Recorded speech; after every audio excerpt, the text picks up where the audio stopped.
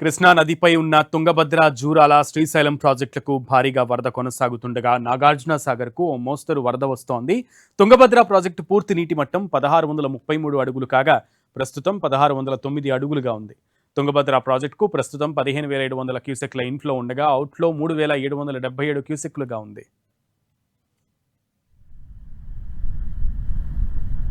కృష్ణానదిపై ఉన్న మరో డ్యాం జూరాల, జోగులాంబ గద్వాల జిల్లాలోని జూరాల ప్రాజెక్టులోకి వరద పోటెత్తుతోంది. దీంతో అధికారులు 24 గేట్లెత్తి దిగువకు నీటిని విడుదల చేస్తున్నారు. ఇన్ఫ్లో 136,000 క్యూసెక్లు కాగా అవుట్ఫ్లో 132,880 క్యూసెక్లుగా ఉంది.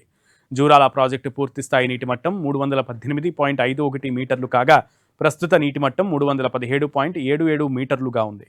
ప్రాజెక్టు పూర్తిస్థాయి నీటి సామర్థ్యం 9.65 టీఎంసీలు కాగా ప్రస్తుత నీటి సామర్థ్యం 8.16 టీఎంసీలుగా ఉంది.